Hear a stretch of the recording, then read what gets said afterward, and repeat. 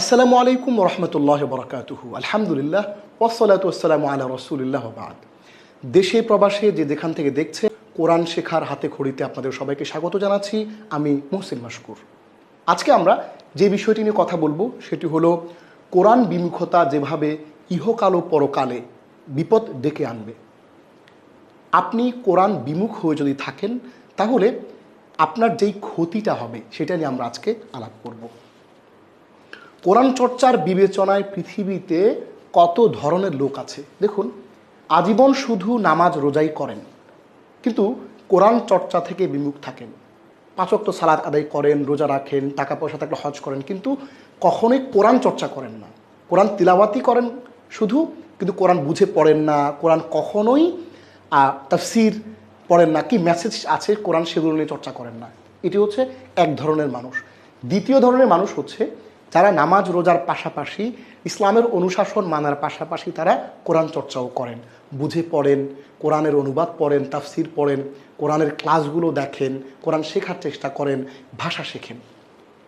এই দুই ধরনের মানুষ রয়েছে কোরআন চর্চা বিবেচনার পৃথিবীতে। কোরআন চর্চা থেকে বিমুখদের ব্যাপারে আল্লাহর জিজ্ঞাসা। আল্লাহ কি জিজ্ঞাসা করছেন? সূরা জুমারের আয়াত নম্বর 9 আল্লাহ বলছেন, কুল হাল ইয়াস্তাউইল্লাযীনা ইয়ালামুনা ওয়াল্লাযীনা লা ইয়ালামুন। বলো, যারা জানে এবং যারা জানে না তারা কি সমান? কুল, বলো, হাল কি, ইয়াস্তাউই সমান, আল্লাযীনা যারা, ইয়ালামুনা জানে, ওয়াল্লাযীনা এবং যারা, লা ইয়ালামুন জানে না। তাহলে শব্দে শব্দে আমরা এটি জেনে গেলাম। তাহলে আল্লাহ প্রশ্ন করছেন যে যারা জানে যারা জানে না তারা কি সমান?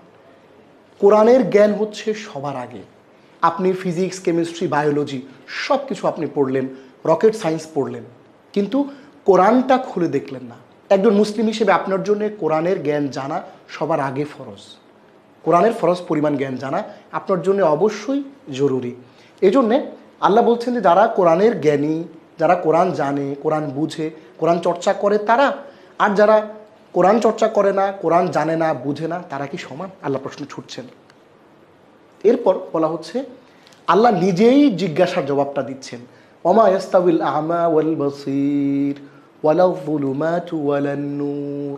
সূরা ফাতির আয়াত নম্বর 19 থেকে 20 আল্লাহ বলছেন যে আরে না, ওয়ামা আর নয়, ইয়াস্তাউই সমান, আল আমা অন্ধ, ওয়াল বাসির ও চক্ষুষ্মান, ওয়ালা আর না, আজ জুলুমাত অন্ধকার, ওয়ালা নূর ও আলো। অর্থাৎ আল্লাহ বলছেন যে আর সমান নয় অন্ধ চক্ষুষ্মান, আর না অন্ধকার ও আলো।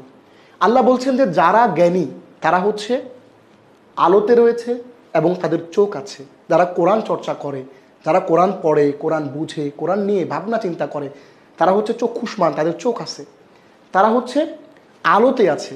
আর যারা কোরআন চর্চা করে না তারা হচ্ছে অন্ধকারে আছে এবং তারা অন্ধ। আল্লাহ এই উদাহরণটা দিয়েছেন। তাহলে আপনাকে কোরআনের কাছে আসতে হবে, কোরআন বুঝে পড়তে হবে। কোরআন বিমুখদের ব্যাপারে আল্লাহর ভৎসনা। আল্লাহ বলছেন সূরা যুখরুফ আয়াত নম্বর 40, আফা আনতা তুসমিউস সুম্মা আও তাহদিল উমিয়া। তুমি কি শোনাতে পারবে বধিরকে, বা যে অন্ধ তাকে কি পারবে সৎ পথে পরিচালিত করতে? একটা মানুষ নিজে ঘুমিয়েই আছে, সারা জীবন ভর আপনি হিদায়াতের পথে ইচ্ছে করেই চললেন না, ইচ্ছে করে আপনি হেদায়েত চাইলেন না আল্লাহর কাছে, তাহলে আল্লাহ কিভাবে আপনাকে পথ দেখাবেন? আপনি কোরআন পড়লেনই না, আল্লাহ মেসেজটা কি দিয়েছেন কোরআনে বুঝলেনই না। এই জন্যে রসুলকে আল্লাহ প্রশ্ন করছেন, আফা আনতা তুসমিউ সুম্মা, আফা আনতা তুমি কি, তুসমিউ শোনাতে পারবে, আসুম্মা বধিরকে, আও বা তাহদি তাকে কি সৎপথে পরিচালিত করতে পারবে, আল উমিয়া যে অন্ধ। তার মানে আল্লাহ বলছেন যে যারা বুঝে শুনে জেনে বুঝে কোরআন চর্চা করে না তারা হচ্ছে অন্ধ, আর যারা জেনে বুঝে কোরআন চর্চা করে না তারা হচ্ছে বধির। বারবার করে তাকে কোরআন বোঝার কথা বলা হচ্ছে, পড়ার কথা বলা হচ্ছে, সে পড়ে না, বুঝো না, শুধু নামাজ রোজা করে যাচ্ছে সারা জীবন। এই জন্যে এই উদাহরণ দিয়ে আল্লাহ আমাদেরকে ভৎসনা করছেন যে এরা হচ্ছে অন্ধ, এদেরকে তুমি ডাকলে ওরা আসবে না, হেদায়েত দিতে পারবে না তাদেরকে। এই জন্যে আমাদেরকে আল্লাহর এই ভৎসনার জবাবে কোরআনের কাছে আসতে হবে, কোরআন বোঝার চেষ্টা করতে হবে, অর্থ পড়তে হবে, অনুবাদ পড়তে হবে, তাফসির পড়তে হবে। যারা কোরআন চর্চা করে ও যারা করে না তাদের উদাহরণ। আল্লাহ বলছেন যে একদল হচ্ছে অন্ধ বধির, অন্ধ এবং কানে শোনে না, এরা হচ্ছে কোরআন চর্চা করে না। আর আরেক দল হচ্ছে চক্ষুষ্মান ও শ্রবণশীল, তারা শুনতে পারে এবং দেখতে পারে, এরা হচ্ছে কোরআনের পাঠকারী, কোরআন চর্চাকারী। তাদের উদাহরণ আল্লাহ কোরআন এভাবে দিয়েছেন। কোরআন চর্চাকারী ও কোরআন বিমুখ দুই দলের উপমা আল্লাহ আবার বলছেন সূরা হুদ আয়াত নম্বর 24। আল্লাহ বলছেন মাসালুল ফারিকাইনি কাল্লামা ওয়াল আসাম্মি ওয়াল বাসীরি ওয়াস সামি'। দল দুইটির উপমা অন্ধ ও বধিরের এবং চক্ষুষ্মান ও শ্রবণ শক্তি সম্পন্নের ন্যায়। মাসালু উদাহরণ, আল উপমা, আল ফারিকাইনি দল দুটির, কা ন্যায়, আল আমা অন্ধ, ওয়াল আসাম্মি ও বধিরের, ওয়াল বাসীরি ও এবং চক্ষুষ্মান, ওয়াস সামি' ও শ্রবণ শক্তি সম্পন্নের। অর্থাৎ মাসালুল ফারিকাইনি কাল আমা ওয়াল আসাম্মি ওয়াল বাসীরি ওয়াস সামি', দল দুইটির উপমা অন্ধ ও বধিরের এবং চক্ষুষ্মান ও শ্রবণ শক্তি সম্পন্নের ন্যায়। ইয়াতে আল্লাহ বলছেন এক দল তারা অন্ধ, তারা কোরআন কখনোই চর্চা করে না। আরেক দল হচ্ছে তারা চক্ষুষ্মান, দেখতে পায় এবং তারা শুনতে পায়। এই জন্য কোরআন চর্চা আমাদের করতে হবে।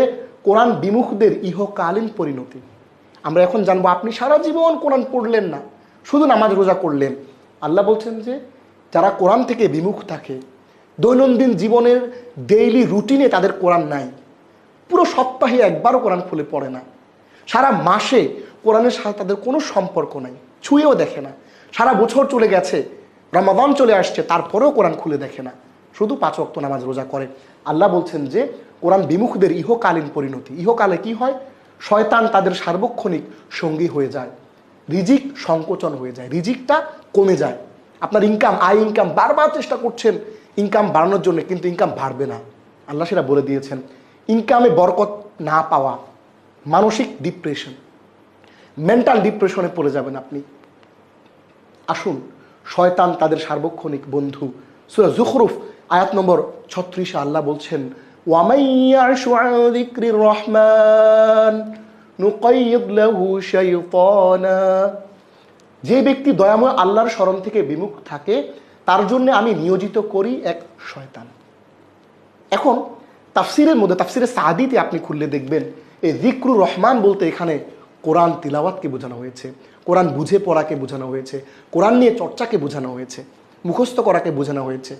দেখুন, ওয়ামান যে ব্যক্তি, ইয়াশু বিমুখ হয়, আন যিকরি স্মরণ থেকে, আর রহমান দয়াময় আল্লাহর, নুকাইয়িদ আমি নিয়োজিত করি, লাহু তার জন্যে, শাইতানান এক শয়তান। তার মানে হচ্ছে আপনি যদি কোরআন থেকে দূরে থাকেন, আল্লাহ একটা শয়তানকে আপনার জন্য নিযুক্ত করে দেন। পরের আয়াতে আছে ফাহু আলাহু করিন, সে তার বন্ধু হয়ে যায়। ওয়া ইন্নাহুম লা ইয়াসুদ্দুনাহুম আনিস সাবিলি, এবং তারা আস্তে আস্তে ধীরে ধীরে ধীরে ধীরে কোরআন চর্চা না করার কারণে, আপনি কিন্তু নামাজ পড়ছেন, রোজা রাখছেন, হজ করছেন, কিন্তু কোরআন থেকে দূরে থাকার কারণে ধীরে ধীরে আপনাকে ইসলাম থেকে দূরে সরিয়ে রাখবে। ওয়া ইন্নাহুম লা ইয়াসুদ্দুনাহুম আনিস সাবিলি, আল্লাহর সিরাতুল মুস্তাকিম সৎপথ থেকে শয়তান তাদেরকে দূরে সরিয়ে রাখে।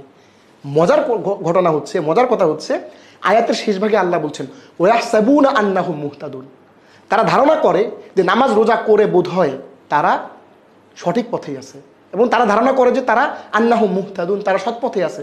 আমি নামাজ পড়তেছি, আমি সালাত আদায় করছি, আমি যাকাত দিচ্ছি, আমি হজ করছি, তাহলে অসুবিধা কি?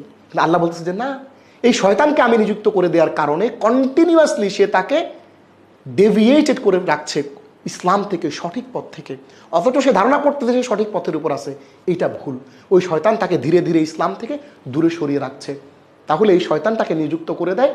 এরপর আল্লাহ বলছেন সূরা নিসার আয়াত নম্বর 38 ওয়ামান ইয়াকুনিশ শাইতানু লাহু করিনান ফাসাআ করিনা, আর শয়তান কারো সঙ্গী হলে সে সঙ্গী কতই না মন্দ সঙ্গী। ধরেন আপনি সারা বছর শুধু নামাজ রোজা করলেন, কোরআন ছুঁয়ে দেখলেন না, পড়লেন না, তিলাওয়াত করলেন না, বুঝলেন না।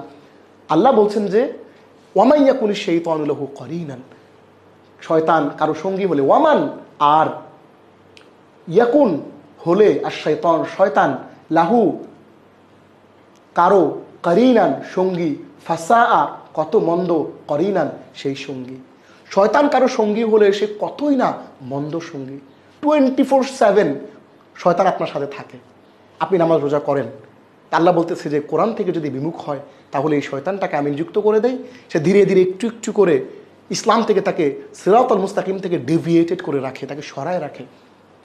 তাহলে আপনাকে আমাকে কোরআনটা ছুঁইতে হবে। কোরআনটা এমন কোনো কিতাব না যে এটাকে আপনি জুজদানের মধ্যে ঢুকিয়ে চুমু খেয়ে আপনি তাকের মধ্যে উঠিয়ে রাখবেন। কোরআন কিন্তু এমন কোনো গ্রন্থই না। কোরআনকে পড়তে হবে। কোরআনের ভালোবাসা, আমরা মনে করি কি যে কোরআনকে প্রকৃত ভালোবাসা কোরআনকে চুমু দেয়া, কোরআনকে সম্মান বেশি করা না। কোরআনকে বারবার পড়বেন, কোরআনের মধ্যে সম্ভব হলে হাইলাইট করবেন, মার্ক করবেন, কোরআনের আয়াতগুলোকে নোট করে করে পড়বেন।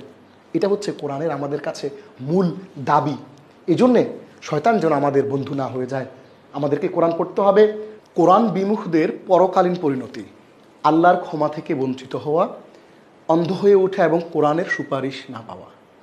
রাসূলুল্লাহ সাল্লাল্লাহু আলাইহি ওয়াসাল্লাম হাদিসের মধ্যে বলেছেন, ইকরাউল কোরআন, তোমরা কোরআন পড়তে থাকো, কারণ ফাইন্নাহু ইয়াতি ইয়াউমাল কিয়ামাতি শাফিআন লিআসহাবিহি, কারণ যারা কোরআন তিলাওয়াত করে, কোরআন পড়ে, কোরআন চর্চা করে, সবার জন্যে কোরআনটা সুপারিশকারী হবে। অর্থাৎ কোরআন আমাদের জন্য সুপারিশ করে আমাদেরকে জান্নাতে নিয়ে যাবে। তা আপনি যদি কোরআন না পড়েন, চর্চা না করেন, অর্থ না বুঝেন, কোরআনকে জীবনে ধারণ না করেন, তাহলে কিন্তু আপনার সুপারিশ কিন্তু কোরআন করবে না।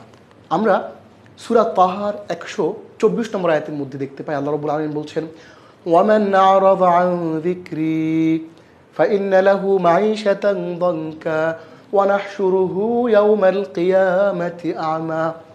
আর যে আমার স্মরণে বিমুখ থাকবে, এরপর একটু অংশ, যে তার রিজিক সংকুচিত হয়ে যাবে এবং কিয়ামতের দিন আমি তাকে উত্থিত করব অন্ধ অবস্থায়।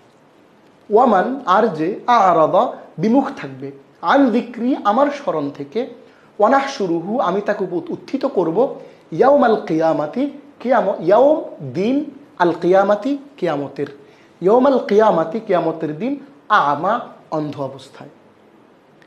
তাফসিরে সাদি সহ অনেকগুলো তাফসিরের মধ্যে যিকরি শব্দের অর্থ বলা হয়েছে কোরআন।